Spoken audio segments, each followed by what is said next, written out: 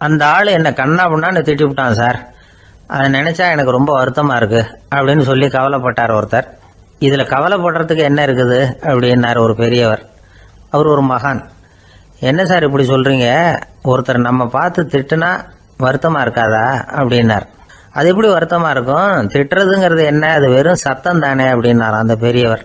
நம்ம ஆளுக்கு தலையை பிச்சுக்கலாம் போல இருந்தது. இருக்காது அப்படின்னா நமக்கு அப்படித்தானே தோணுது. அந்த பெரியவர் சொல்றது ரொம்ப பெரிய விஷயம். அதை நாம புரிஞ்சிக்க முயற்சி பண்ணலாம்னா நடைமுறை வாழ்க்கைக்கு அது ஒத்து வர்றது மாதிரி தெரிய மாட்டேங்குது. இருந்தாலும் அந்த பெரியவர் அதுக்கு என்னதான் விளக்கம் கொடுக்குறாருன்னு பார்ப்போமே. ஒரு ரயில் போயிட்டு இருக்கு, அதுல ஒரு சாது போயிட்டு இருக்கார்.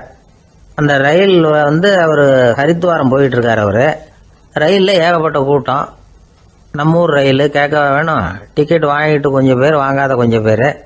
அது என்னத்துக்கு அனாவசியமா டிக்கெட் அப்படிங்கிற நினைப்புல பாதி பேர். இந்த கூட்டத்துக்கு மத்தியில அந்த சாதுவும் போயிட்டு இருக்கிறார். உட்கார்றதுக்காக இருந்த இடத்துல ஒரு ஆள் படுத்திருக்கிறான். கொஞ்சம் முரட்டு ஆசாமி. அவன் காலு பக்கத்துல கொஞ்சோண்டு இடம் பாக்கி இருந்தது. அந்த இடத்துல இந்த சாது உட்காந்துருந்தார்.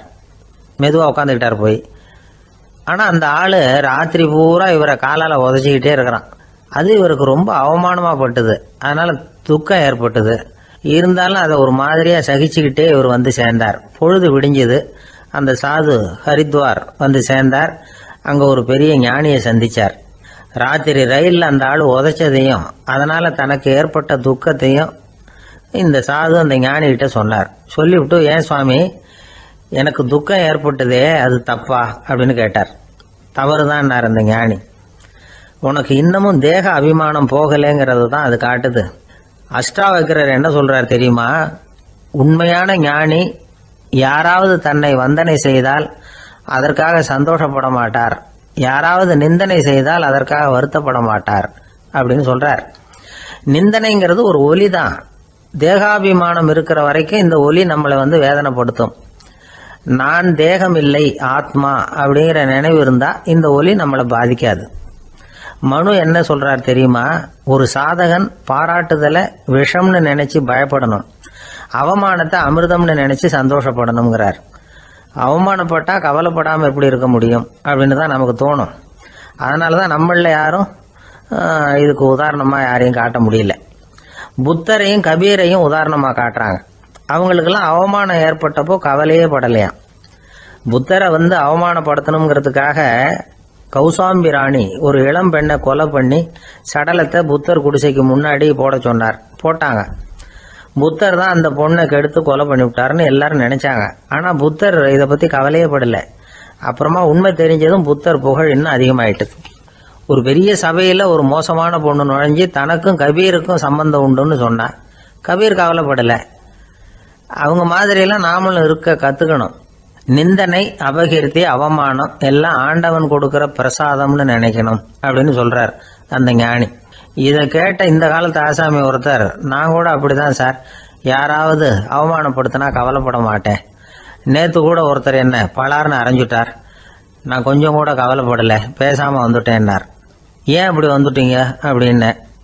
அவர் அரைஞ்சதுலேயும் ஒரு அர்த்தம் இருந்தது, அதனாலதான் அப்படி வந்துட்டேன்னார். ஏன் அரைஞ்சாருன்னு கேட்டேன். 10 வருஷத்துக்கு முன்னாடி 15 ரூபா அவர்கிட்ட கடன் வாங்கினேன், அதை கேட்டு கேட்டு பார்த்துட்டு கடைசியா தான் அரைஞ்சார் அப்படின்னார். ஆண்டவனுடைய பிரசாதம் இவருக்கு அடிக்கடி கிடைக்கும் போல இருக்கு.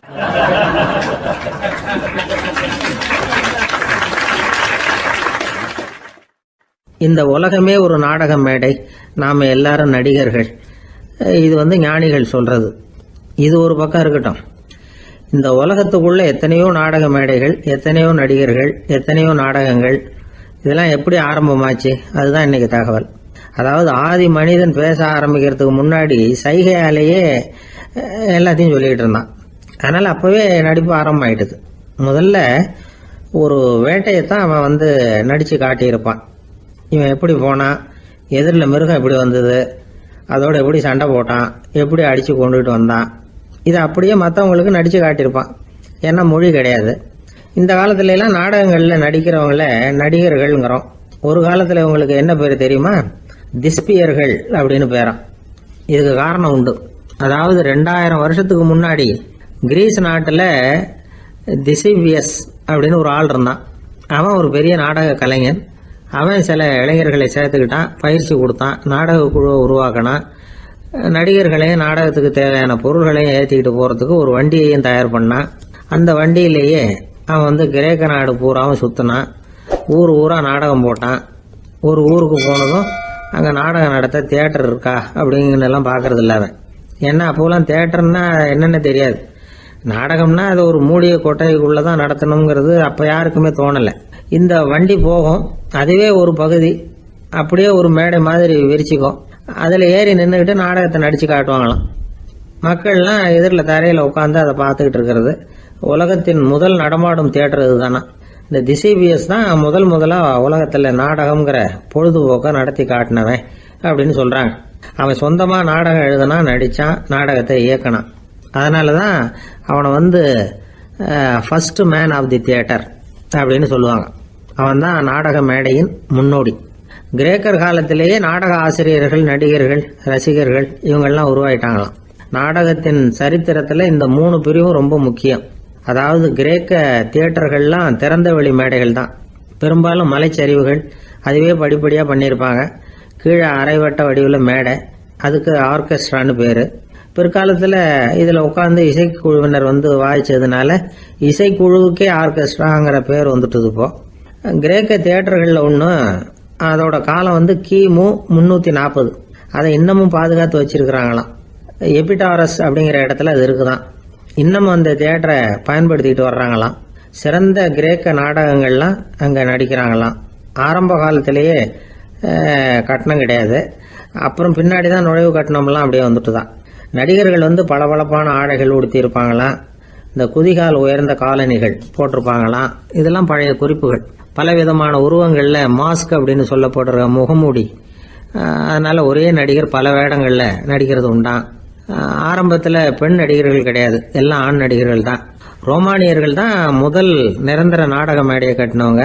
அதுதான் முதல் தியேட்டர். கிமு 1048 காலகட்டத்தில் பாம்பிங்கிற நகரத்தில் அதை கட்டியிருக்கிறாங்களாம். கிரேக்க ரோமானிய தியேட்டர்களின் அடிப்படையிலேயே இந்த இத்தாலிய வடிவ அமைப்பாளர்கள் இந்த குதிரை லாட வடிவில் ஒரு ஆடிட்டோரியத்தை உருவாக்கினாங்களாம். இப்படி அதை பற்றி நிறைய தகவல் இருக்குது. 1576 லண்டனில் இந்த வின்ஸ்பர்ரி, அப்புறம் இந்த பில்ட்ஸில், அப்புறம் ஜேம்ஸ் இப்படிங்கிறவர் முயற்சியால் தான் இங்கிலாந்தில் முதல் தியேட்டர் உருவாச்சான். அப்படி ஒருத்தர் இருந்தாராம். உலக நாடக மேடையின் வரலாறு இதுதான். அதாவது இப்பெல்லாம் அறிவியல் வளர்ச்சி அதிகமாயிட்டுது. திரைப்படம், தொலைக்காட்சி எல்லாம் வந்தாச்சு. ஒவ்வொரு வீடுமே ஒரு குட்டி தியேட்டர் மாதிரி ஆயிட்டுது. தொலைக்காட்சி முன்னாடி உட்காந்து எழுந்திருக்கவே மனசு வர்றதில்லை. ஒரு அம்மா ஒரு மனோதத்துவ டாக்டரை தேடிட்டு வந்தாங்களாம் இந்த காலத்தில். டாக்டர், எங்கள் வீட்டுக்காரர் எப்போ பார்த்தாலும் டிவி முன்னாடி உட்காந்துக்கிட்டு அதையே வெறிச்சு பார்த்துக்கிட்டு இருக்கிறார், உத்து பார்த்துக்கிட்டு இருக்கார், எனக்கு சந்தேகமாக இருக்குன்னாங்களாம். இது மனக்கோளாறு இல்லைங்க, ஆர்வ கோளாறு, அவ்வளவுதான், இதுக்காக பயப்படாதீங்கன்னாராம் டாக்டர். அப்படி இல்லை டாக்டர், டிவி ஓடும் பொழுது நாம் எல்லாம் அதை பார்க்குறோம் சரி, ஆனால் அவர் அப்படி இல்லை, டிவியை நிறுத்தினதுக்கு அப்புறமும் அதையே உத்து பார்த்துட்டு உட்காந்துருக்கிறார், அதனால தான் சந்தேகப்பட்டு உங்ககிட்ட வந்தேன் அப்படின்னாங்களாம்.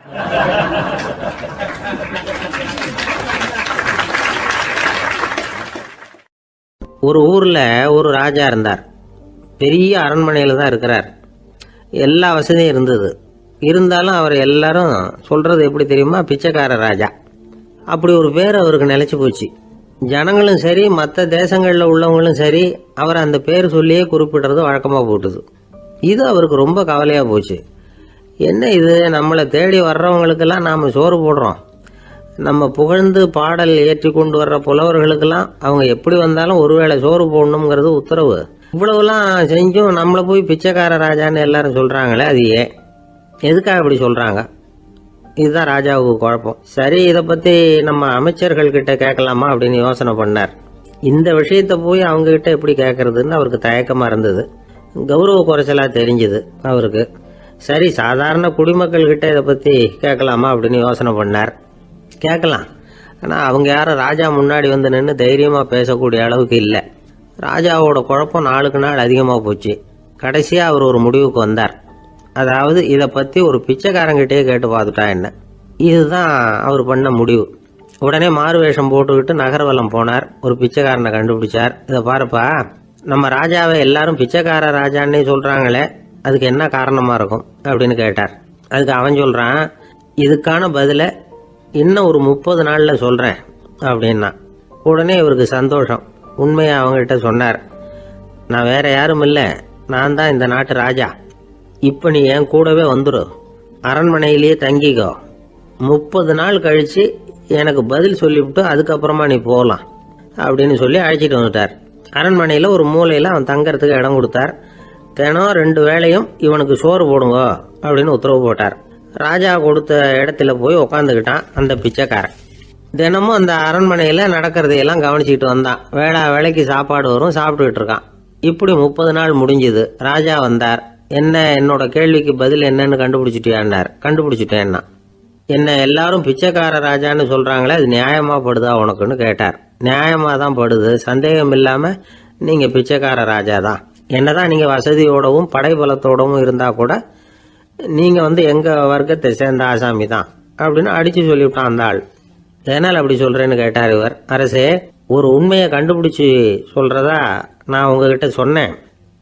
நீங்க ராஜ பரம்பரைன்னா உடனே உங்க கழுத்துல கிடக்கிற முத்து மாலையை கழட்டி பரிசா கொடுத்துருப்பீங்க, பொன்னையும் மணியையும் கொடுத்துருப்பீங்க. ஆனா நீங்க அப்படி செய்யல. என்ன ஒரு மூலையில உட்கார வச்சு 2 வேளை சோறு போட சொன்னீங்க. உங்களை தேடி யார் வந்தாலும், யார் பாராட்டி பேசினாலும் அல்லது பிரச்சனைகளை சொன்னாலும் நீங்க செய்யற ஒரே காரியம் சோறு போடுறது தான். பிச்சைக்காரனுக்கு சோறு மட்டும்தான் உலகம். உங்க விஷயத்திலையும் நீங்க அப்படித்தான் நினைக்கிறதாக தெரியுது. நல்லா கவனிங்க. எந்த ஒரு பிரச்சனைக்கும் சோறு தான் முடிவுன்னு நினைக்கிறீங்க பாருங்க. நீங்க சந்தேகமில்லாத எங்களை சேர்ந்த ஆளுதான் அப்படின்னு விட்டான் அந்த பிச்சைக்காரன். அதுக்கப்புறம் தான் அந்த ராஜா தன்னுடைய தவறுகளை எல்லாம் தேர்த்திக்கிட்டாராம். பசின்னு வர்றவங்களுக்கு சோறு தான் போடணும், அது தப்பு இல்லை. பாராட்ட வர்றவங்களுக்கெல்லாம் சோத்தையே போட்டு அனுப்புனா இப்படிதான் பேர் வரும். எனக்கு தெரிஞ்ச ஒருத்தர் தினமும் யாராவது ஒருத்தரை தன் வீட்டுக்கு அழைச்சிட்டு போவார், சாப்பாடு போட்டு அனுப்புவார். முன்னறிவிப்பு இல்லாம திடீர்னு ஒரு விருந்தாளியோட வீட்டில் போய் இவர் நிக்கிறது வழக்கம். அந்த அம்மாவும் இவருக்காக தயார் பண்ணி வச்சிருந்ததை இவர் அழைச்சிட்டு வந்திருக்கிற விருந்தாளிக்கு போட்டுருவாங்க. விருந்தாளி சாப்பிட்டுட்டு போனதுக்கு அப்புறம் இவர் மனைவி கிட்ட உனக்கு சிரமம் வேணாம் அப்படின்னு சொல்லிவிட்டு பக்கத்தில் உள்ள ஒரு ஹோட்டலுக்கு போய் காசு கொடுத்து சாப்பிட்டுட்டு வந்துருவார். பல நாள் இப்படி நடக்கும். ஒரு நாள் அவரை தனியா கூப்பிட்டுக்கிட்டு போய் ஏன் இப்படி பண்றீங்கன்னு கேட்டோம். அதுக்கு அவர் சொல்றாரு, எங்க வீட்டு சாப்பாட்டுல இருந்து தப்பிக்கிறதுக்கு எனக்கு வேற வழி எதுவும் தெரியல சார், அதனாலதான் இப்படி பண்ணிட்டு இருக்கிறேன் அப்படின்னார் ரொம்ப பரிதாபமா.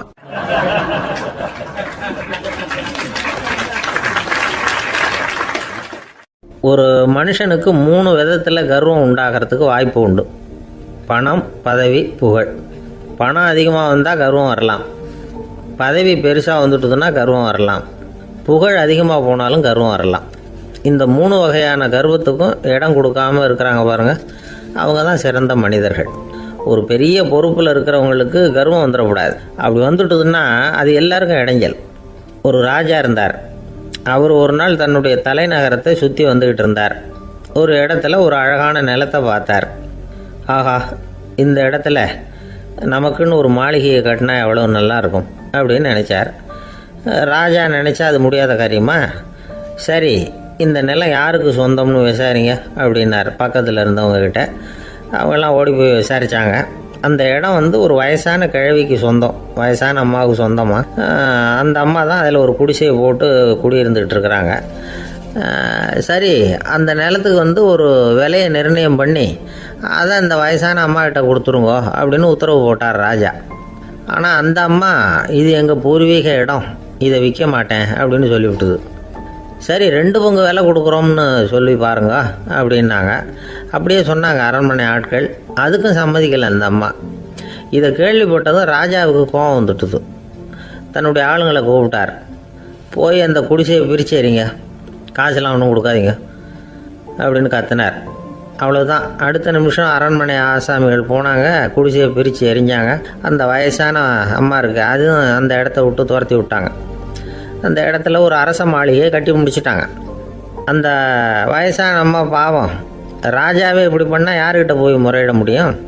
ஒரு ஞானி இருந்தார், அவர்கிட்ட போய் சொன்னாங்க. அவர் இவங்க சொன்னதை கேட்டு மனசில் வச்சுக்கிட்டார். ஒரு நாள் அந்த ராஜாவே இந்த ஞானியை கூப்பிட்டார். புதுசாக ஒரு மாளிகை கட்டியிருக்கிறேன், வந்து பாருங்கன்னு. சரின்னு சொல்லி இந்த பெரியவர் ஒரு நாள் அந்த மாளிகைக்கு போனார். சும்மா போகல, ஒரு கழுதையையும் ஓட்டிகிட்டு போனார். கொஞ்சம் சாக்குகள், வெத்து சாக்கு, அதையும் எடுத்து கழுதை முதுகில் போட்டு கழுதையை ஓட்டிகிட்டு போகிறார்.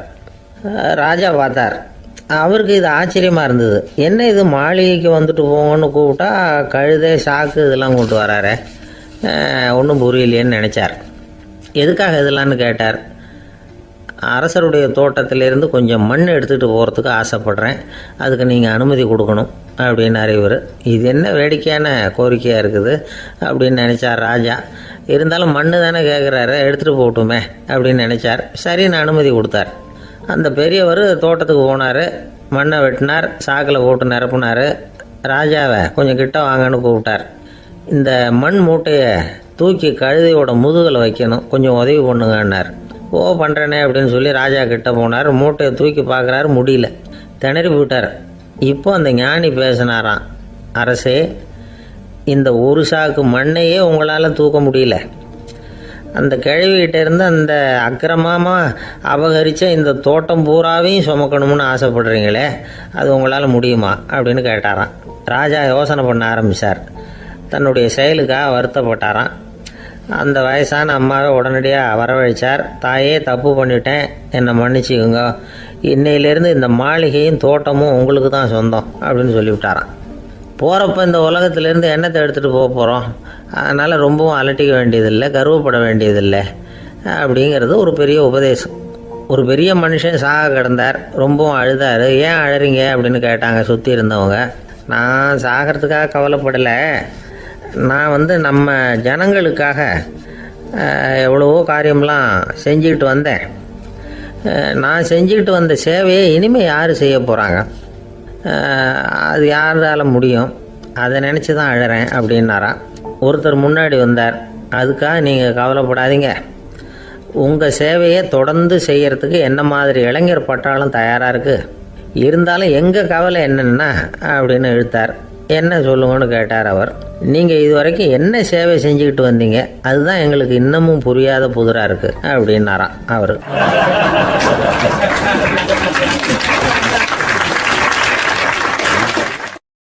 ஒரு அம்மா தெருவில் உட்காந்து என்னத்தையோ தேடிட்டு இருக்கிறாங்க.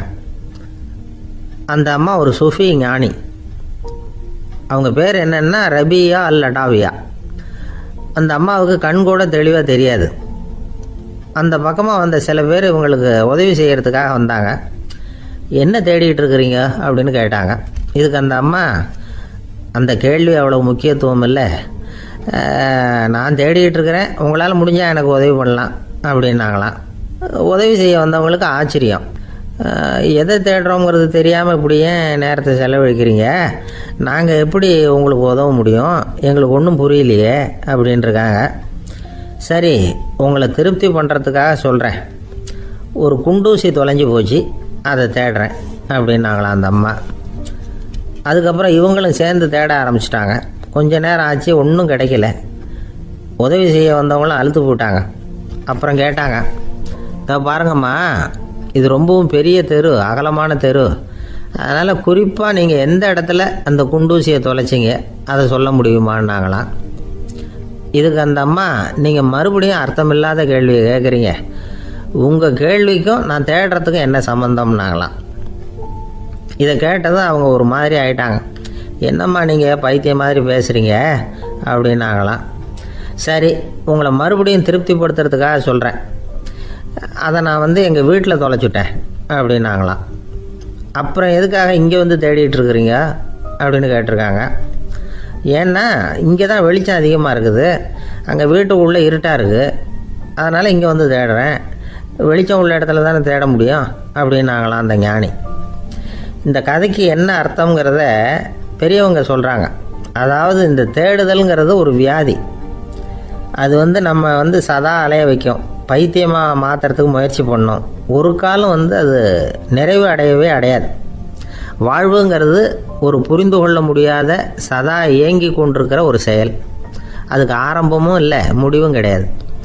எதையோ தேடணும் அப்படிங்கிற உந்துதல் நமக்குள்ளே இருக்கும், ஆனால் குறிப்பாக எதை தேடிட்டு இருக்கிறோம் அப்படிங்கிறது புரியாது. அப்படி ஏதாவது ஒன்றை தேடி அடைஞ்சிடுறோம்னு வச்சுக்கோங்க, உடனே ஒரு அதிருப்தி வந்துடும்.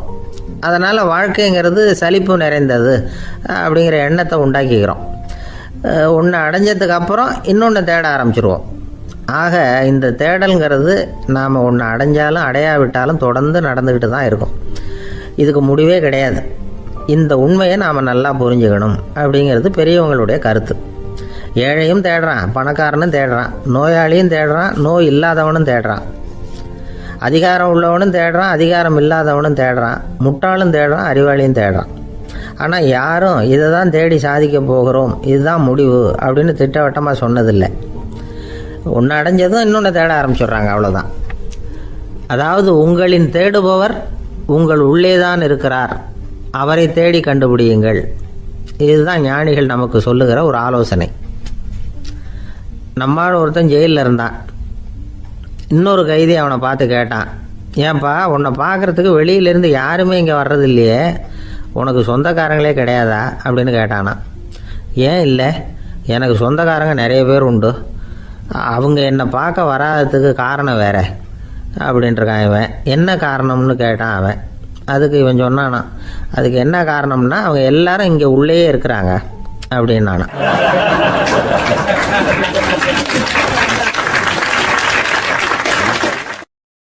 ஒரு நாள் ராமர் அரசவையில் உட்கார்ந்துருக்கிறார்.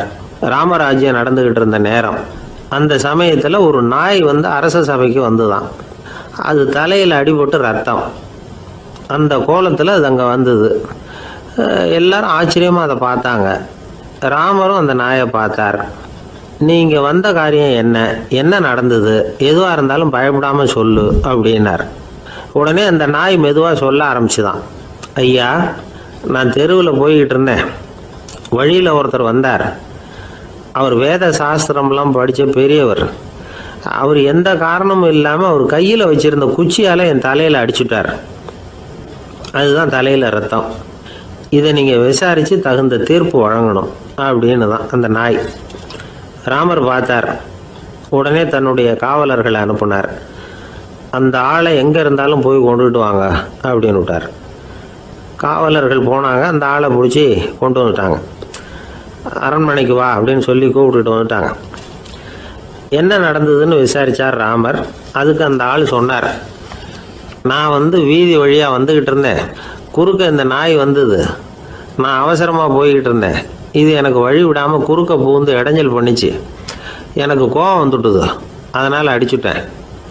வேத சாஸ்திரம் படித்த நான் என் வசம் இழந்து கோபப்பட்டது பெரிய தப்பு தான். அதை நான் ஒத்துக்கிறேன். குற்றத்தை ஒப்புக்கொள்கிறேன். எனக்கு என்ன தண்டனை கொடுக்கணுமோ அதை கொடுங்க, ஏற்றுக்கிறேன் அப்படின்னு விட்டார். சரி, இப்போ அந்த ஆளுக்கு தண்டனை கொடுக்கணும். என்ன தண்டனை கொடுக்கறது யோசனை பண்ணார் ராமர். அதையும் அந்த நாய்கிட்டே கேட்டார். நீயே சொல்லு, என்ன தண்டனை கொடுக்கலாம் இவருக்கு அப்படின்னார். இதுக்கு அந்த நாய் என்ன சொல்லிச்சு தெரியுமா? இவரை ஏதாவது ஒரு கோயிலுக்கு தர்மகர்த்தாவாக நியமனம் பண்ணி விடுங்க, அதுதான் இவருக்கு சரியான தண்டனை அப்படின்னுது. இதை கேட்டதும் ராமர் முகத்தில் புன்னகை. ஆனால் அங்கே இருந்த மற்றவங்களுக்கெல்லாம் ஆச்சரியம். அது எப்படி, தப்பு செஞ்சவங்களுக்கு தண்டனை கொடுக்கறது தானே நியாயம், அதை விட்டுவிட்டு தர்மகர்த்தா பதவியை கொடுக்க சொல்லுது இந்த நாய் அப்படிங்கிற ஆச்சரியம். இந்த சந்தேகத்தை அந்த நாய்கிட்டேயே கேட்டாங்க அங்கே இருந்தவங்க. இதுக்கு அந்த நாய் பதில் சொல்லிச்சான். நான் வந்து போன பிறவியில் ஒரு கோயிலுக்கு தர்மகர்த்தாவாக இருந்தேன். எவ்வளவோ கவனமாக எச்சரிக்கையாக தான் என்னுடைய கடமைகளை எல்லாம் செஞ்சுக்கிட்டு வந்தேன். அப்படி இருந்தாலும் சில சமயங்களில் என்னையும் மீறி கோயில் செல்வத்தை நான் அனுபவிக்கிறதுக்கு காரணம் ஆயிட்டேன். ஒரு கோவிலுக்கு தர்மகர்த்தாவாக இருக்கிறவங்க எப்படியும் இந்த பாவத்திலேருந்து தப்பிக்கிறது கஷ்டம். அதனால தான் நான் இந்த பிறவியில் நாயாக பிறந்து இப்படி கஷ்டப்படுறேன். இதே நிலைமை இந்த ஆளுக்கும் ஏற்படணும் அப்படிங்கிறதுக்காக தான் அவரையும் ஒரு கோயிலுக்கு தர்மகர்த்தாவை நியமிக்கும்படி கேட்டுக்கிட்டேன் அப்படின்னு தான் இந்த நாய். இதிலேருந்து என்ன தெரியுது? எந்த பதவியில் நாம் இருந்தாலும் நமக்கு தெரியாமல் கூட அதை தவறாக உபயோகப்படுத்தக்கூடாதுங்கிறத இதிலேருந்து புரிஞ்சுக்கணும். இல்லைன்னா அடுத்த பிறவியில் நாயாக பிறந்து எங்கேயாவது போய் வாழை ஆட்டிட்டு நிற்க வேண்டியது தான். கோவில் வாசலில் 2 நாய் பேசிக்கிட்டு இருந்து தான், போன ஜென்மத்தில் நான் மனுஷனாக தான் இருந்தேன். ஒரு கோவில் பூசாரி பேச்சை கேட்டுவிட்டு அவரோட கூட்டு சேர்ந்துக்கிட்டு ஆண்டவன் போட்டிருந்த நகையெல்லாம் அபகரித்து என்கிட்ட கொடுத்தாரு அவர். நான் எடுத்துகிட்டு வந்துட்டேன். திருடினது அந்த ஆள் தான், எடுத்துக்கிட்டு வந்தது தான் நான். இருந்தாலும் நான் மட்டும் நாயாக பிறந்துட்டேன். இப்போ மட்டும் அந்த பூசாரி என்கிட்ட மாட்டினா கடித்து குதறி விடுவேன் அப்படின்னு தான். அவசரப்பட்டு அப்படி செஞ்சுடாதே. பதிலுக்கு அவரும் உன்னை திருப்பி கடித்தாலும் கடிச்சிருவார். ஏன்னா அவரும் இப்போ ஒரு நாயாக தான் பிறந்திருக்கிறார். அப்படின்னு தான் இன்னொன்று. அது எப்படி உனக்கு தெரியும்னு தான் இது.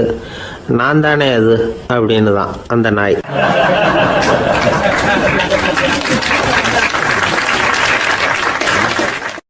நம்மக்கிட்ட ஒருத்தன் தப்பாக நடந்துக்கிட்டானா உடனே நாம் என்ன செய்வோம்? கையை ஓங்கிட்டு அவனை அடிக்க போவோம். நாம் அவங்ககிட்ட அவனை விட ஒருபடி மேலாக தப்பாக நடந்துக்குவோம். ஆனால் பெரியவங்கள்லாம் அப்படி நடந்துக்கிறது இல்லை. இன்னா செய்தாரை ஒருத்தல் அவர் நாண நன்னயம் செய்து விடல் அப்படின்னு வள்ளுவர் சொல்லியிருக்கார் இல்லையா? அதுக்கு தகுந்த மாதிரி நடந்துக்குவாங்க. பாயசித் விஸ்தாமிங்கிறவர் ஒரு பெரிய ஞானி. அவர் ஒரு நாள் ராத்திரி ரொம்ப நேரம் மசூதியில் இருந்துட்டு வீட்டுக்கு திரும்பி வந்துக்கிட்டு இருக்கிறார். வழியில் ஒரு குடிகாரன், அவன் கையில் ஒரு இசைக்கருவி, அதை கண்ணா பின்னான்னு மீட்டிக்கிட்டு வாய்க்கு வந்தபடி என்னத்தையோ பாட்டுன்னு நினச்சிக்கிட்டு பாடிக்கிட்டு அவன் பாட்டுக்கு கிடக்கிறான் வழியில். அதோடு இருந்தாலும் பரவாயில்ல, அந்த பக்கமாக வழியில் போகிறவங்க வர்றவங்களையெல்லாம் பார்த்து கண்ணா பின்னான்னு திட்டிக்கிட்டு இருக்கிறான், ரொம்ப வளர்க்குறான். பாயசித் பிஸ்தாமிங்கிற அந்த பெரியவர் அந்த வழியாக போகிறார். அவனை பார்க்குறார். அவனுடைய நிலைமையை பார்த்துட்டு பரிதாபப்படுறார். ஏன்பா இது மாதிரிலாம் நடந்துக்கிற, இப்படி நடக்கலாமா அப்படின்னு ஏதோ கொஞ்சம் புத்திமதி சொல்கிறதுக்கு ஆரம்பித்தார். அவனுக்கு கோபம் வந்துட்டுது. கையில் வச்சுருந்த வாத்திய கருவி அதால் ஓங்கி அந்த பெரியவர் தலையில் ஒரு அடி கொடுத்தான். ரத்த காயம் ஏற்பட்டு போச்சு. அவன் கையில் இருந்த இசைக்கருவியும் அடித்த வேகத்தில் ரெண்டாக உடஞ்சி போச்சு. அவ்வளோ வேகமாக அடிச்சிருக்கான். இவ்வளவு தூரத்துக்கு நடந்து போச்சுல்ல, அந்த மாபெரும் ஞானி வாயை திறந்து ஒரு வார்த்தை கூட பேசலை. பேசாமல் தலையை பிடிச்சிக்கிட்டு அவர் பாட்டு போயிட்டார். மறுநாள் அந்த பெரியவர் என்ன பண்ணார் தெரியுமா? கொஞ்சம் இனிப்பு பண்டங்கள், கொஞ்சம் பணம், இது ரெண்டையும் ஒரு ஆள் மூலமாக அனுப்பி வச்சார் அந்த குடிகாரனுக்கு. அவனுக்கு ஒன்றும் புரியல. என்ன விவரம்னு விசாரித்தான். வந்த ஆள் ஒரு கடுதாசியை நீட்டினான். அதில் விவரம் இருந்தது. ஞானி எழுதியிருக்கிறார், இதை பார்ப்பா, உங்களுடைய இசைக்கருவி உடையறதுக்கு என்னுடைய தலை காரணமாக ஆயிட்டுது. அதுக்காக நான் ரொம்ப வருத்தப்படுறேன். அதுக்காக தான் பணம் அனுப்பி வச்சுருக்கேன். வேறு புதுசாக ஒரு இசைக்கருவி வாங்கிக்கோ. அப்புறம் இன்னொரு விஷயம், நேற்றுக்கு ராத்திரி என்கிட்ட ஏகப்பட்ட கசப்பான வார்த்தைகளை பேசினேன். இதோடு அனுப்பியிருக்கிற இனிப்பு பண்டங்களை சாப்பிட்டு உன்னுடைய நாவில் உள்ள கசப்பை மாற்றிக்கோ அப்படின்னு அதில் எழுதப்பட்டிருந்தது. இந்த சமயத்தில் அவன் குடி மயக்கத்தில் இல்லை, கிழிஞ்சு போயிருந்த நேரம் இது. அதனால் அதை படித்த உடனே அவனுக்கு ரொம்ப வெக்கமாக போச்சு. தலை குனிஞ்சான், யோசனை பண்ணான். கொஞ்ச நேரத்தில் தன்னுடைய நண்பர்கள் சில பேரையும் கூப்பிட்டுக்கிட்டு நேராக அந்த ஞானி இருக்கிற இடத்துக்கு ஓடினான். அவர் காலில் விழுந்தான். அவர்கிட்ட மன்னிப்பு கேட்டுக்கிட்டான். பெரியவங்களே தெரியாமல் நான் இந்த பாவ செயலை பண்ணிவிட்டேன், என்னை மன்னிச்சுங்க. உங்களுடைய பொறுமையும் போதனையும் என்னுடைய கண்ணை திறந்துட்டுது. இனிமேல் நானும் என்னுடைய நண்பர்களும் நல்ல வழியில் திருந்தி வாழ போகிறோம் அப்படின்னா. ஞானி செய்த நன்னயம் குடிகாரனை எப்படி திருத்திருக்கு பார்த்தீங்களா? இந்த கதையை கேட்டுவிட்டு ஒருத்தர் சொன்னார், என் வாழ்க்கையில் கூட அப்படி ஒரு சம்பவம் நடந்தது சார். நானும் ஒரு நாள் ராத்திரி ஓவராக குடிச்சிட்டு ஒரு கிட்டாரை வாசிச்சுக்கிட்டு கண்ணாபின்னான்னு உளறிக்கிட்டு திட்டிக்கிட்டு இருந்தேன். அந்த சமயம் அந்த வழியாக ஒருத்தர் வந்தார். ஓங்கி தலையில் ஒரே ஒரு அடி, ரத்தம் வந்துட்டுது. அதுக்கப்புறம் என் மனசு தெரிந்துவிட்டுது சார் அப்படின்னார். அப்படியா என்ன ஆச்சரியமா?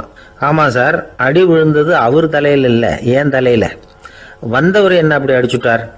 மயக்கம் தெளிஞ்சதுக்கு அப்புறம்தான் எனக்கு விவரம் புரிஞ்சுது. அவர் ஒரு போலீஸ்காரர் அப்படின்னார் ரொம்ப சோகமா.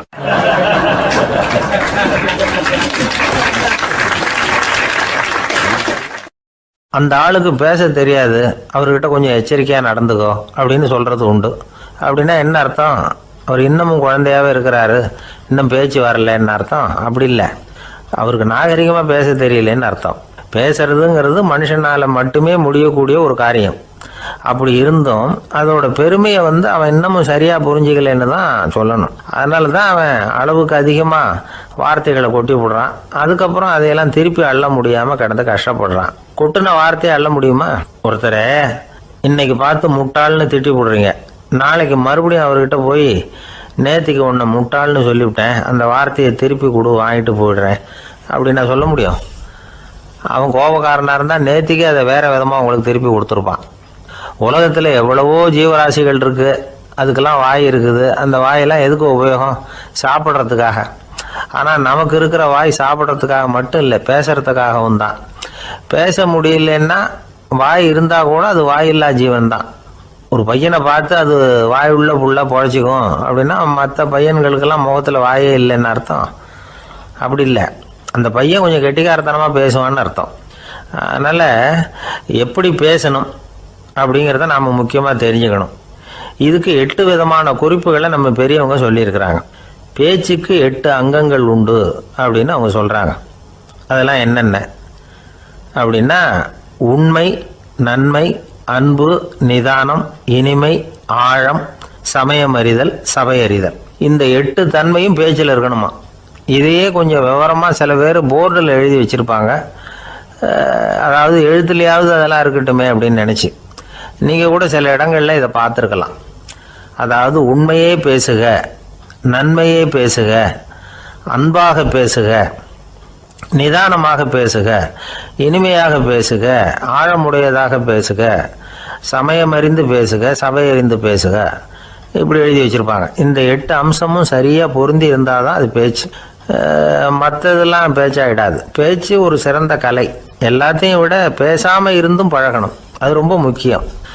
உண்மையே பேசணும். சத்தியத்துக்கு மதிப்பு கொடுக்குறவங்கள தான் சரித்திரம் மதிக்கும்.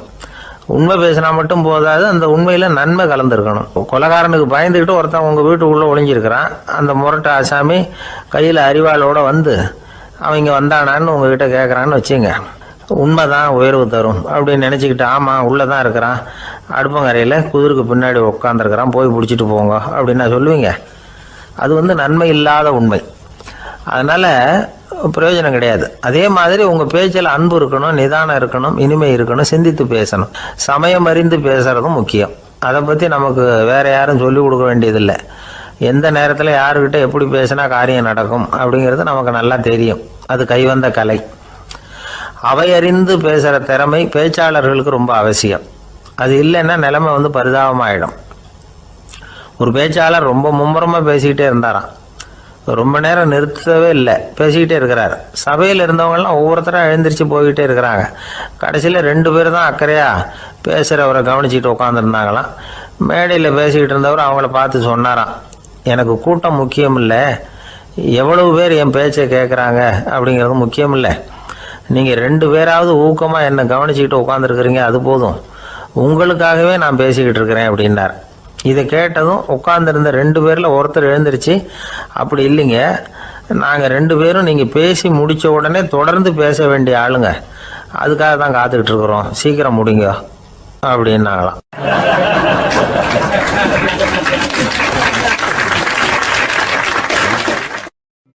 இந்த காலத்து புள்ள ஒருத்தன் தன்னோட அப்பாவை பார்த்து சொன்னான், அப்பா நான் உனக்கு உதவி செய்யலாம்னு நினைக்கிறேன், என்ன உதவி செய்யணும்னு சொல்லு அப்படின்னா. நீ சும்மா இருந்தால் அதுவே எனக்கு செய்கிற பெரிய உதவிடா அப்படின்னார் அப்பா. சும்மா இருக்கிறதும் ஒரு உதவி தான், அது மாதிரி மௌனமும் ஒரு சமூக சேவை தான் அப்படிங்கிறார் காஞ்சி பெரியவர். நமக்கு 5 புலன்கள் இருக்குது, மெய், வாய், கண், மூக்கு, செவி. இந்த 5லேயும் அதிகப்படியான வேலை எதுக்குன்னு நினைக்கிறீங்க? வாய்க்கு தான். ஏன்னா அதுக்கு 2 வேலை. இப்போ கண்ணுக்கு பார்க்குறது மட்டும்தான் வேலை, காதுக்கு கேட்குறது மட்டும்தான் வேலை, மூக்குக்கு வாசனை அறியறது தான் வேலை, உடம்புக்கு உணர்றது மட்டும்தான் வேலை. ஆனால் வாய் அப்படி இல்லை, அதுக்கு 2 வேலை. சாப்பிட்றதும் அதுதான், பேசுகிறதும் அதுதான். அதாவது வாய் ஒன்று தான் கர்மேந்திரியமாகவும் இருக்குது, ஞானேந்திரியமாகவும் இருக்குது அப்படின்னு சொல்லுவாங்க. சாப்பாட்டில் உட்காந்தா எந்தெந்த ஆகாரம் என்னென்ன ருசின்னு அறிவிக்கிற வேலையும் செய்யுது. சபையில் உட்காந்தா பாடுறது, பேசுறது, சிரிக்கிறது, இது மாதிரியான வேலையும் செய்யுது. இன்னொரு வித்தியாசம், கண்ணு, காது, மூக்கெல்லாம் ஸ்ட்ரெயின் பண்ணிக்கிட்டு வேலை செய்கிறதில்ல. ஒரு ரோஜா பூவை பார்த்தா உடனே மூக்கு அப்படியும் இப்படியும் அசைய ஆரம்பிக்கிறதில்ல. ஒரு சங்கீதத்தை கேட்ட உடனே காது ஆட ஆரம்பிக்காது. ஆனால் வாய் அப்படி இல்லை, அது பேசினாலும் சரி சாப்பிட்டாலும் சரி அசைஞ்சு தான் ஆகணும். ஆக மற்றதை விட வாய்க்கு வேலை ஜாஸ்தின்னு தெரியுது. சாப்பிட்றது, பேசுறது அப்படின்னு 2 காரியம் அதுக்கு. இப்படி 2 காரியம் இருக்கிறதுனால அது 2ஐயும் பாதியாக குறைச்சிக்கணுங்கிறது கடவுள் அபிப்பிராயமாக இருக்கணும் அப்படிங்கிறார் காஞ்சி பெரியவர். ஆனால் இப்போ நாம் அப்படியா நடந்துக்கிறோம்? அதுக்கு நேர்மாறாக நடந்துக்கிறோம். நாம் சாப்பிட்றதும் அதிகம், பேசுகிறதும் அதிகம், 2 வேலையையும் தேவைக்கு அதிகமாகவே செய்கிறோம். வாய் தான் ரொம்ப ஓவர் ஒர்க்குடு. அதுக்கு ஓய்வு கொடுத்தா உடம்பும் நல்லாயிருக்கும், உலகமும் நல்லாயிருக்கும். மௌன விரதம் இருக்கிறதெல்லாம் எதுக்காக நினைக்கிறீங்க? இதுக்காக தான். இந்த காலத்தில் மௌனமாக இருக்கிறவங்கெல்லாம் மகத்தான தொண்டு செய்கிறாங்க அப்படின்னு தான் சொல்லணும். சத்தம் அதிகமாக போய் தான் சவுண்டு பொல்யூஷன் வருது. அது மட்டும் இல்லை, மௌனமாக இருந்தால் சண்டை சச்சரவே வராது. மௌனம் கலக நாஸ்தி. ஆக இதுவும் ஒரு சமூக சேவை தான். நமக்கு தான் வாய் இருக்குதுங்கிறதுக்காக வசமாக சாப்பிட்றதும் தப்பு, வளவளன்னு பேசுகிறதும் தப்பு. ஒரு கருத்தை சொல்கிறதுக்கு ஒரே ஒரு சொல்லு போதும் அப்படின்னு இருக்கும்பொழுது 2 சொற்களை செலவு பண்ணாதே. எவ்வளவு சொன்னாலும் அதனால் ஒரு பயனும் விளையாது அப்படின்னு தெரிய வருமே, ஆனால் அந்த ஒரு சொல்லையும் விரயம் பண்ணாதே அப்படிங்கிறார் ஒரு அறிஞர். எல்லா குணங்கள்லேயும் மௌனம்தான் சிறந்தது அப்படிங்கிறார் ஒருத்தர். மௌனமாக இருக்கிறது மூலமாக மற்றவர்கள் குறைகளை நம்மளால் தெரிஞ்சிக்க முடியும். அதே சமயத்தில் நம்மக்கிட்ட இருக்கிற குறைகளை மற்றவங்களுக்கு தெரியாமல் மறைச்சிக்கவும் முடியுங்கிறார் அவர். உண்மைதானே. ஒரு பெரிய மேடை பேச்சாளர், பொது வாழ்க்கையில் 25 வருஷ காலமாக ஈடுபட்டிருக்கிறவர். அவர் மனைவி ஒரு நாள் சொன்னாங்க, எங்கள் வீட்டுக்காரர் 25 வருஷ காலமாக பொது வாழ்வில் ஈடுபட்டிருந்தா கூட இந்த மாதம் 10ஆம் தேதியிலேருந்து தான் மக்களுக்கு சேவை செய்ய ஆரம்பிச்சிருக்கார் அப்படின்னு நாங்கள் ரொம்ப பெருமையாக. 10ஆம் தேதிக்கு அப்படி என்ன விசேஷம் அப்படின்னு கேட்டோம். அன்னையிலேருந்து தான் அவர் மேடையில் பேசுகிறத நிறுத்தினார் அப்படின்னாங்க அந்த அம்மா.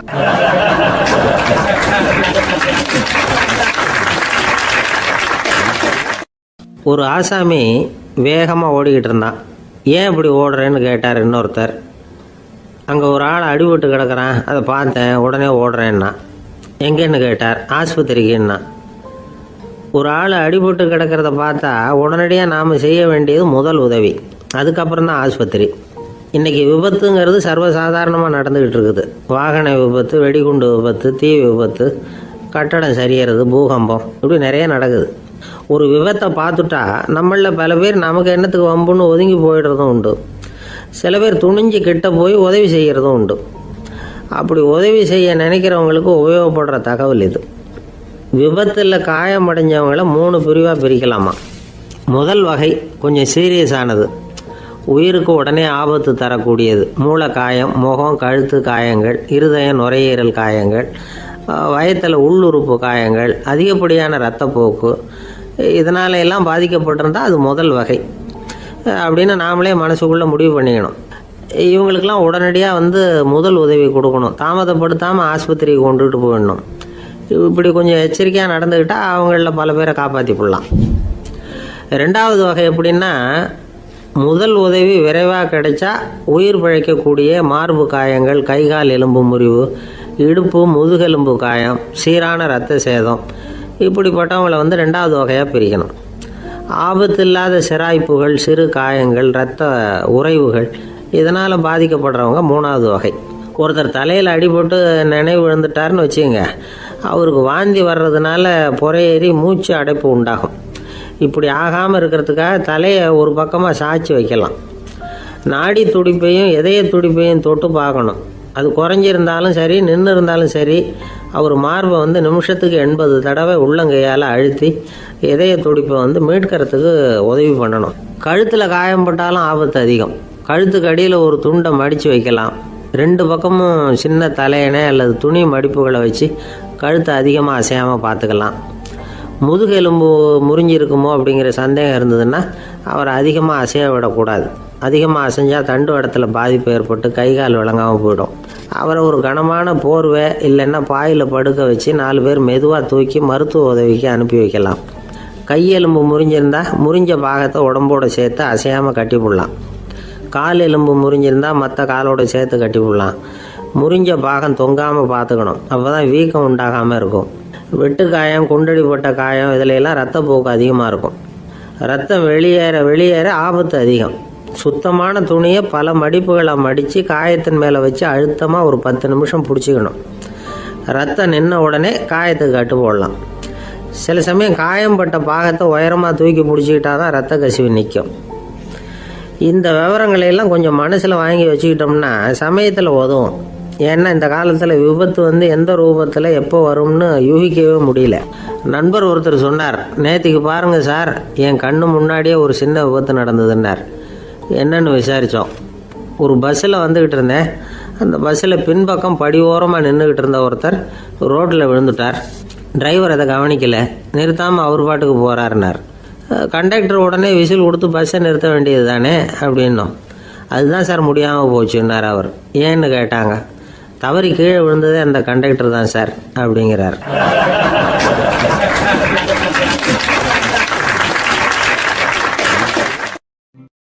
ஒரு நண்பர் அவசரமாக என்கிட்ட ஓடி வந்தார். அப்புறம் சொன்னார், என்னால் நம்பவே முடியல சார், என் பையனா இப்படி அப்படின்னு சொல்லி ஆச்சரியப்பட்டார். உங்கள் பையன் அப்படி என்ன தான் செஞ்சுட்டான் அப்படின்னு கேட்டேன். என்னால் முடியாத ஒரு காரியத்தை அவன் செஞ்சுட்டான் சார் அப்படின்னார். அது என்னன்னு தான் சொல்லுங்களேன். என்ன 5வது வகுப்பில் அவன் ஒரே தடவையில் தேறிட்டான் சார். அதாவது ஒரே அட்டம்ப்டில் பாஸ் ஆகிருக்கான் அப்படின்னார் மூச்சு வாங்க. கஷ்டப்பட்டு பரீட்சை எழுதுனது அவன், இவருக்கு ஏன் மூச்சு வாங்குது? நம்மால் செய்ய முடியாத ஒரு காரியத்தை இன்னொருத்தர் செய்யும் பொழுது அது நமக்கு ஆச்சரியமாக இருக்குது. சர்க்கஸ் பார்க்குறோம், ஒருத்தர் அந்த இடத்துல தொங்குறார், அது நமக்கு ஆச்சரியம். ஏன்னா அது நம்மால் முடியாத காரியம். நம்மால் முடியாத ஒன்றை அடுத்தவர் எளிதாக செய்யும் பொழுது நாம் மருள்வது இயற்கை. இதை தான் தொல்காப்பியம் மருட்கை அப்படின்னு சொல்லுது. இந்த வியப்பு இருக்குதே, இது 4 வகையில் ஏற்படுறதாக தொல்காப்பியம் சொல்லுது. அது என்ன 4 வகை? முதல் வகை எப்படின்னா புதுமையான அரிய செயல்களை செய்கிறது. 2வது வகை என்னென்னா பெரும் செயல்களை செய்கிறது. 3வது வகை என்னென்னா மிக நுட்பமான செயல்களை செய்கிறது. 4வது வகை என்னென்னா ஆக்கம் தரும் செயல்களை செய்கிறது. புதுமை, பெருமை, சிறுமை, ஆக்கமோடு மதினம் சாலா மருட்கை 4 அப்படிங்கிறது தொல்காப்பியம். இன்றைக்கி விஞ்ஞானம் புதுசு புதுசாக எதையோ கண்டுபிடிக்குது. ஆரம்பத்தில் அது ஆச்சரியமாக இருக்குது, அப்புறம் அது நமக்கு பழகி போயிடுது. வானொலி பெட்டி புதுசாக வந்தப்போ ஒரு பெட்டி பேசுதுங்கிறது எவ்வளோ பெரிய ஆச்சரியம்.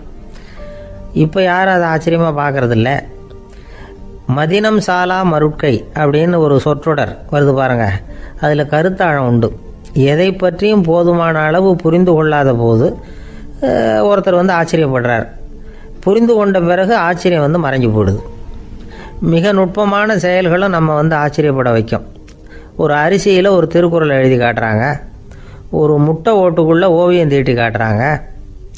கருங்கல் சிற்பங்களில் எவ்வளவு நுட்பமான வேலைப்பாடுகளை எல்லாம் பார்த்து ஆச்சரியப்படுறோம். இது மாதிரி ஆக்கப்பூர்வமான அரிய செயல்களை செய்கிறது கூட வியப்பை உண்டு பண்ணும்.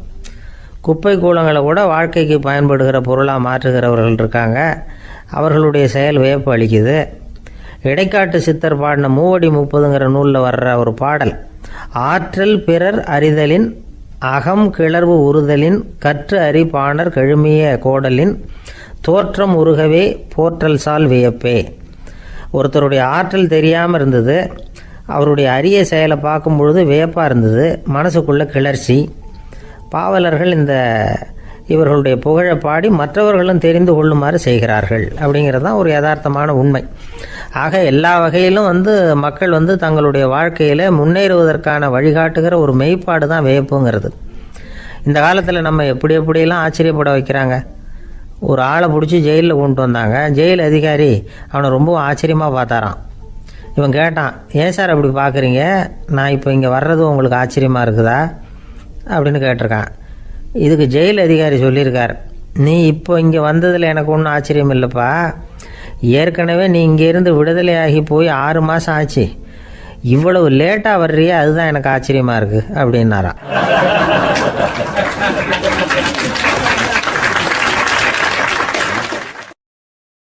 ஆஃபீஸை முடிஞ்சு வீட்டுக்கு போகிற சமயத்தில் ஒருத்தர் கடைக்கு போய் ஸ்வீட் வாங்கினார். சரி, வீட்டுக்கு பிள்ளைங்களுக்கு தான் வாங்கிட்டு போகிறார் அப்படின்னு மற்றவங்க நினச்சாங்க. அவர் அப்படி செய்யல. அந்த இடத்துலையே பொட்டலத்தை பிரித்தார். திருட மாதிரி அப்படியே சுற்றி ஒரு தரம் பார்த்துக்கிட்டார். யாரும் தெரிஞ்சவங்க இல்லைங்கிறத முடிவு பண்ணிவிட்டு அவசரமாக அதை அப்படியே போட்டு முழுகிவிட்டு கையை தொடச்சிக்கிட்டு நல்ல பிள்ளை மாதிரி நடந்து போக ஆரம்பிச்சிட்டார். அவர் யாருன்னா, அவரோட பிரச்சனை எல்லாருக்கும் தெரியாது, சில பேருக்கு தான் தெரியும். அதாவது அவர் உடம்பில் சர்க்கரை இருக்குதுன்னு டாக்டர் சொல்லிவிட்டாராம். அதனால் வீட்டில் சர்க்கரையே இவர் கண்ணில் காட்டுறதில்ல. அதனால் இவர் யார் கண்ணிலையும் படாமல் இப்படிப்பட்ட வேலைகள்லாம் செய்கிறது வழக்கம். யாருக்கும் தெரியாமல் இப்படி ஸ்வீட்டை வாங்கி சாப்பிட்டுட்டு அவர் பாட்டுக்கு போயிடுறது. இப்படிப்பட்டவங்களுக்கெல்லாம் கொஞ்சம் ஆறுதலான தகவல் இன்றைக்கி. அது என்னென்னா, நாம் சாப்பிட்ற சர்க்கரைக்கும் நம்ம உடம்பில் உள்ள சில கோளாறுகளுக்கும் அப்படி என்ன தான் சம்மந்தம் இருக்குது. இதை பற்றி சமீபத்தில் சில ஆராய்ச்சிகள்லாம் நடந்திருக்குது. ஏன்னா சர்க்கரைன்னாவே விஷம் மாதிரி அதை பார்க்குறவங்களும் சில பேர் உண்டு. சின்ன பிள்ளைங்களுக்கு வயத்தில் பூச்சி உண்டாகிறதுலேருந்து பெரியவங்களுக்கு நீரிழிவு வர்ற வரைக்கும் எல்லாத்துக்கும் சர்க்கரை தான் காரணம்னு சொல்லிகிட்டு இருக்கிறோம். ஆனால் அந்த அளவுக்கு பயப்பட வேண்டிய அவசியம் இல்லை அப்படின்னு சொல்கிறாங்க. சர்க்கரை வியாதி, இருதய நோய், பித்த நீர் பை நோய், இதெல்லாம் சில நோய்கள்லாம் நாம் சாப்பிட்ற சர்க்கரைக்கும் தொடர்பு இருக்குன்னு நினைக்கிறோம். ஆனால் அப்படி சம்பந்தம் உண்டுங்கிறதுக்கு போதுமான அளவுக்கு ஆதாரம் இல்லை அப்படிங்கிறாங்க ஆராய்ச்சியாளர்கள். ஒரே ஒரு சம்பந்தம் தான் உறுதியாக இருக்குதான். அதுவும் இந்த பல் சிதைவு அப்படின்னு இருக்கு இல்லையா, அந்த சர்க்கரை சாப்பிட்றதுக்கும் இந்த பல் சிதைவுக்கும் சம்மந்தம் இருக்குது அப்படிங்கிறத மட்டும் உறுதியாக சொல்கிறாங்க. சர்க்கரைன்னா நாம் சாப்பிட்ற ஜீனி மட்டும் இல்லை, பழம், காய்கறி, பால், தேன், இப்படி எல்லாத்துலேயும் அது இருக்குது. கேரட்டு கொடுக்குற சத்தில் 88% சர்க்கரை, ஆப்பிள் கொடுக்குற சக்தியில் 95% சர்க்கரை. இது ஜீனி சர்க்கரை, இது ஆப்பிள் சர்க்கரை அப்படிங்கிற வித்தியாசம்லாம் உடம்புக்கு கிடையாது. ரெண்டுமே உடனடியாக சக்தி கொடுக்குது. ஒரு ஸ்பூன் சர்க்கரையில் 16 கலோரி தான் சத்து இருக்குது. அதிகமாக சர்க்கரை சாப்பிட்டா நீரிழிவு வந்துருங்கிறது தப்பான ஒரு அபிப்பிராயம். டயபெட்டிஸுங்கிறது ஒரு மெட்டபாலிக் டிஸார்டர், அவ்வளவுதான். அதாவது நாம் சாப்பிட்ற சர்க்கரையை நம்ம உடம்பு திறமையாக உபயோகப்படுத்திக்க முடியல அப்படின்னு அர்த்தம். அதனால தான் அதிகமாக இனிப்பு வேணாம்னு சொல்கிறோம். ஏற்கனவே உடம்பால் முடியாத ஒன்றை மறுபடியும் அது தலையில் சுமத்தி அதிகமாக வேலை வாங்க வேணாமே அப்படிங்கிறதுக்காக தான். ஆகாரத்தில் அதிகமாக சர்க்கரை இருந்தால் அதனால் உடனே சர்க்கரை வியாதி வந்துடும்ங்கிறதுக்கு விஞ்ஞான ரீதியாக போதுமான ஆதாரம் இல்லை.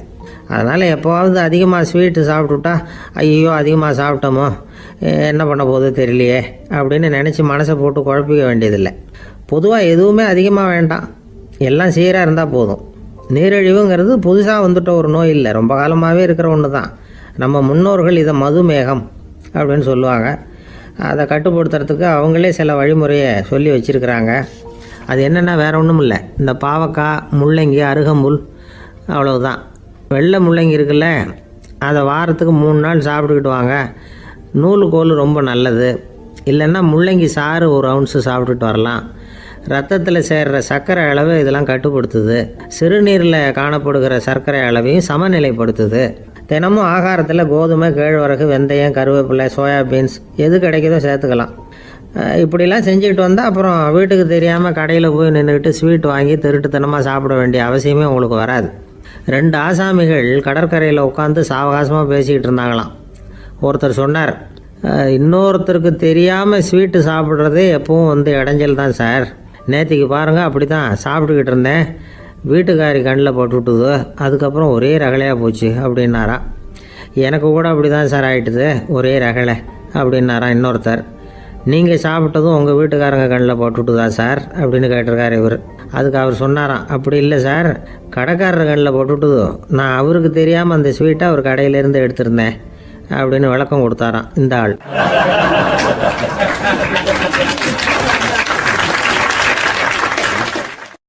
அம்மாக்காரங்களுக்கு அடிக்கடி ஏற்படுற கவலை ஒன்று உண்டு. அதாவது குழந்தை சரியாக சாப்பிட மாட்டேங்குதே அப்படிங்கிற கவலை. இவங்கெல்லாம் ஒரு விஷயத்த நல்லா புரிஞ்சுக்கணும். குழந்தைகள்ங்கிறவங்க பெரியவங்க மாதிரி இல்லை. அவங்க கடிகாரத்தில் மணியை பார்த்துட்டு சாப்பிட்றதுக்கு உட்கார்ற ரகம் கிடையாது. பசிச்சா சாப்பிடுவாங்க, இல்லைன்னா விளையாடுவாங்க அல்லது தூங்குவாங்க. அது புரியாமல் அவங்கள கட்டாயப்படுத்தி அல்லது மிரட்டி சாப்பிட வைக்கிறது ரொம்ப தப்பு. ஒரு 8 மாத குழந்தைக்கு 3 மணி நேரத்துக்கு ஒரு தடவை பசிக்கும். அந்த நேரம் பார்த்து சாப்பாடு கொடுத்தா அடம் பண்ணாமல் அது பாட்டுக்கு சாப்பிட்றோம். அதே குழந்தைக்கு 1 வயசு ஆகிறப்போ 4 மணி நேரத்துக்கு ஒரு தடவை பசிக்கும். இந்த வயசுல இயற்கையாகவே பசி குறைஞ்சிருக்கும். அது புரியாமல் என் குழந்தை முன்னாடி மாதிரி இப்போ சரியாக சாப்பிட மாட்டேங்கிறான் அப்படின்னு சில பேர் டாக்டர்கிட்ட போய் சொல்லிக்கிட்டு இருப்பாங்க. இன்னொரு விஷயம், ஒரு குழந்தைக்கு வயசு அதிகமாகிற வேகத்துக்கு உடம்பு எடையும் அதிகமாகிக்கிட்டே போகாது. உடம்பு எடை அதிகமாகிற வேகம் குறைஞ்சிக்கிட்டே வரும். 6 மாத குழந்தைக்கு ஒரு வாரத்தில் 150 கிராம் எடை கூடும். ஒரு வயசுல வாரத்துக்கு 71 கிராம் எடை கூடும். இது புரியாம அதிகமாக சாப்பாட்டை கொடுத்து குழந்தைய கஷ்டப்படுத்தக்கூடாது. ஏன்னா அளவுக்கு மீறின உணவு அஜீரணத்தை உண்டு பண்ணிவிடும். குழந்தைக்கு ஒரு தட்டில் கொஞ்சமாக ஆகாரத்தை வச்சு கொண்டுகிட்டு போய் கொடுக்கணும். மலை மாதிரி குவிச்சு வச்சா அதை பார்த்ததுமே பசி அடங்கி போயிடும். அடித்து மிரட்டி பயமுறுத்தி குழந்தைய சாப்பிட வைக்கிற பழக்கம் இருக்கு பாருங்க, அதுக்கு ஃபுட் ஃபோர்ஸிங் அப்படின்னு பேர். இப்படி பண்ணுனா குழந்தைக்கு சாப்பாட்டில் விருப்பம் குறைஞ்சிரும், அதை கண்டாவே வெறுக்க ஆரம்பிச்சிடும். அது மாதிரி உளம் சார்ந்த பசி குறைவு, சைக்கோஜெனிக் அனோரெக்சியா, அது ஏற்படுமா. சாப்பாடுங்கிறதே ஒரு தண்டனை மாதிரி தோணும். குழந்தைகளுக்கு பிடிச்ச மாதிரியான ஆகாரத்தை கொடுக்கணும். சத்து அதிகம் இருக்குங்கிறதுக்காக அதுக்கு பிடிக்காத ஆகாரத்தை கொடுத்து கட்டாயப்படுத்தக்கூடாது. குழந்தைகளுக்கு 2 வயசு ஆகிறப்போ இயற்கையாகவே எதிர்மறை குணம் உண்டாகும். அதாவது அந்த எதிர்மறையாக பேசுறது. இது மாதிரி சமயங்களில் நாம் என்ன சொல்கிறோமோ அதுக்கு நேர்மாறாக நடந்துக்கும். ஏட்டிக்கு போட்டி, சாப்பிட சொன்னால் விளையாட போவோம், விளையாட சொன்னால் சாப்பாடு கேட்கும். இதை புரிஞ்சுக்கிட்டு நடந்துக்கணும். குழந்தை சொன்ன பேச்சை கேட்கலேன்னு கோவப்படக்கூடாது. குழந்தை வளர வளர பிடிவாத குணம் வர்றது சகஜம். கேட்டதை வாங்கி கொடுத்தாதான் சாப்பிடுவேன் அப்படின்னு பிடிவாதம் பண்ணும். வாங்கி கொடுத்து விடுறது தான் உத்தமம். நீங்களும் அதுகிட்ட பிடிவாதம் பண்ணிட்டு இருக்கக்கூடாது. ஏன்னா கேட்டது கிடைக்கலையேங்கிற ஏமாற்றம் கூட குழந்தையோட பசியை குறைச்சிரும். கேட்டது கிடைச்சிட்டா பசி அதிகமாகும். கொடுத்ததை மளமளன்னு சாப்பிட்றோம். குழந்தைகளுக்கு கண்ட கண்ட நேரத்தில் சாப்பிட்றதுக்கு எதையாவது வாங்கி கொடுத்துக்கிட்டு இருந்தா சாப்பாட்டு நேரத்தில் சாப்பிடாம அடம் பண்ண ஆரம்பிச்சிடும். பள்ளிக்கூடம் போகிற பிள்ளைங்க காலை உணவை சரியாக சாப்பிட மாட்டாங்க. அச்சம், அவசரம், பரபரப்பு இதெல்லாம் தான் காரணம்.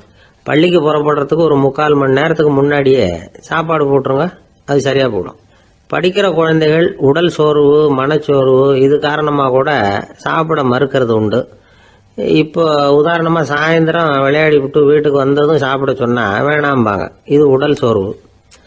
ரொம்ப நேரம் வீட்டு பாடங்களை செஞ்சு முடித்த கையோடு சாப்பிட சொன்னாலும் அவங்களால சரியாக சாப்பிட முடியாது. இது உளச்சோர்வு, அதாவது மனச்சோர்வு. இதை தவிர குழந்தைகளுக்கு உடல் நலக்குறைவு ஏற்பட்டால் கூட சாப்பிட மறுக்கிறது உண்டு. சில மருந்து மாத்திரைகள் கூட பசியை குறைச்சிரும். அதனால் சரியாக தெரிஞ்சுக்கிட்டு குழந்தைகளை சாப்பிட வைக்கணும். அது புரியாமல் கையில் சாப்பாட்டு தட்டை வச்சுக்கிட்டு குழந்தைகளை விரட்டிக்கிட்டு அலையக்கூடாது. ஒரு சின்ன பையன் சொன்னான், எங்கள் அம்மா சாப்பாடு போடுறது தெரிஞ்சா நான் உடனே வீட்டை விட்டு வெளியில் ஓடி போடுவேன் அப்படின்னா. ஏன் அப்படி பண்ணுறேன்னு கேட்டோம். எங்கள் அப்பா கூட அது மாதிரி தான் சார் பண்ணுவார் அப்படிங்கிறான்.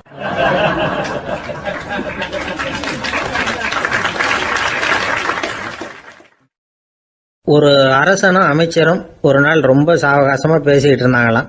அரசன் அமைச்சரை பார்த்து ஒரு கேள்வி கேட்டிருக்கார். ஏங்க அமைச்சரே, ஆசை இல்லாத ஒரு மனுஷனால இருக்க முடியுமா அப்படின்னு.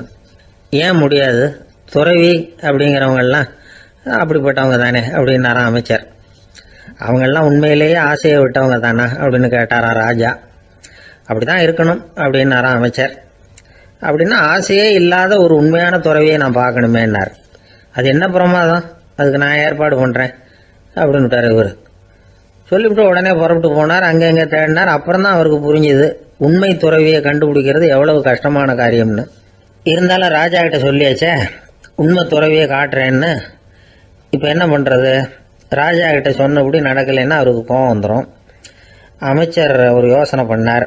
அவருக்கு ஒரு வழி தெரிஞ்சுது. அதுதான் சரின்னு முடிவு பண்ணார். அதாவது அந்த ஊரில் அவருக்கு தெரிஞ்ச நாடக நடிகர் ஒருத்தர் இருக்கிறார், நல்லா நடிப்பார். அவரை போய் பார்த்தார். இதை பாருப்பா, எனக்காக நீ ஒரு காரியம் செய்யணும்னார். என்னன்னு கேட்டார் அவர். நீ ஒரு துறவி மாதிரி கொஞ்ச நேரத்துக்கு நடிக்கணும்.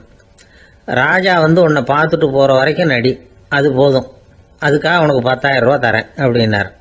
அவர் எந்த காலத்தில் இவ்வளவு பணத்தை மொத்தமாக பார்த்துருக்கார். அதனால் உடனே சரின்னு ஒத்துக்கிட்டார். அமைச்சர் அரண்மனைக்கு திரும்பி வந்தார். என்ன அமைச்சரே, இன்னுமா ஒரு உண்மையான துறவி கிடைக்கலன்னார். உண்மையான துறவி ஒருத்தரை இப்போ தான் கொஞ்ச நேரத்துக்கு முன்னாடி பார்த்து பேசிவிட்டு வர்றேன். அவர் நம்ம ஊருக்கு வெளியில் குளத்தங்கரையில் உள்ள ஒரு ஆலமரத்துக்கு அடியில் உட்காந்துருக்கிறார் அப்படின்னார் இவர். அப்படின்னா உடனே புறப்படுங்க அப்படின்னார் ராஜா. பரிவாரங்களோடு புறப்பட்டார். அங்கே அந்த மரத்தடியில் அந்த ஆள் வேஷம் போட்டுக்கிட்டு துறவி மாதிரி உட்காந்துருக்கிறான். ராஜா நேராக போனார். அந்த துறவி காலில் பொத்துன்னு விழுந்து வணங்கினார். உடனே ராணி அவர் காலில் விழுந்தாங்க. அடுத்தபடியாக அமைச்சர் விழுந்தார். அவருக்கு தெரியும் இது நம்ம ஆள் தான்னு. இருந்தாலும் என்ன பண்ணுறது, நேரம். அப்புறம் பரிவாரங்கள்லாம் துறவி காலில் விழுந்து ஆசீர்வாதம் வாங்கிட்டாங்க.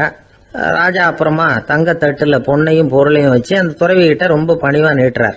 தாங்கள் தயவு பண்ணி இதை ஏற்றுக்கணும் அப்படின்னு வேண்டிக்கிட்டார். அந்த துறவி பற்று இல்லாமல் அதை பார்த்தார். எல்லாத்தையும் திறந்துட்ட எனக்கு இதெல்லாம் எதுக்காக அப்படின்னு சொல்லி அதை மறுத்துட்டாராம். ஆஹா, உண்மையான துறவியை பார்த்துட்டோம் அப்படிங்கிற ஆனந்தம் அரசருக்கு. ரொம்ப நிம்மதியாக திருப்தியாக திரும்பி வந்தார் அரண்மனைக்கு. அதுக்கப்புறம் அமைச்சர் யாருக்கும் தெரியாமல் அந்த துறவிகிட்ட ஓடினார். சொன்ன பிரகாரம் பணத்தை நீட்டினார். இந்தப்பா, நான் உங்ககிட்ட சொன்னபடி 10,000 ரூபா பணம் எடுத்துக்கோ அப்படின்னார். அந்த ஆள் ராஜா கிட்ட சொன்னது மாதிரியே எல்லாத்தையும் திறந்துவிட்ட எனக்கு இதெல்லாம் எதுக்காக, வேணாம் அப்படின்னு விட்டாரான். நடித்த வரைக்கும் போதும்ப்பா, இனிமேல் இந்த நாடக வசனம்லாம் வேணாம், வேஷத்தை கலைச்சிரு, பணத்தை வாங்கிக்கோன்னார். இல்லைங்க, இது வேஷம் இல்லை, இது வசனமும் இல்லை, இது உண்மை.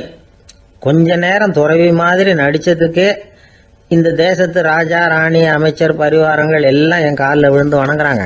அப்படின்னா உண்மையான துறவியா இருக்கிறது எவ்வளவு பெருமையான விஷயம். நான் உண்மையான துறவியா ஆக போறேன், அப்படி முடிவும் பண்ணிட்டேன் அப்படின்னார் அந்த நடிகர். வேஷம் கூட எப்படிப்பட்ட விளைவுகளை உண்டு பண்ணுது பார்த்தீங்களா. நம்மால் ஒருத்தன் ரொம்ப வசதியாக தான் இருந்தான். ஒரு நாள் அவன் சொத்து பூரா திருட்டு போயிட்டுது. அதுக்கப்புறம் இவன் துறவி மாதிரி ஆயிட்டான். ஊர் ஊரா சுத்தினான். ஒரு குருநாதரை தேடி கண்டுபிடிச்சான். அவர்கிட்ட சீடனா சேர்ந்துக்கிட்டான். அவனை பார்த்து ஒருத்தர் கேட்டார், நீ உண்மையான சீடன் தானான்னு. இல்லைங்க, சீடன் மாதிரி நடிச்சுக்கிட்டு இருக்கிறேன் அப்படின்னா. அது குரு துரோகம் இல்லையா அப்படின்னு கேட்டார் அவர். இல்லைங்க, நான் பண்ணது குரு துரோகம் இல்லை, என் குரு பண்ணது தான் துரோகம். என்னுடைய பணத்தை கொள்ளையடிச்சது இவர் தான். அதை எங்கே வச்சிருக்காருன்னு கண்டுபிடிக்கிறதுக்காக தான் இவர்கிட்ட வந்து சீடனா சேர்ந்துருக்கிறேன் அப்படின்னானா.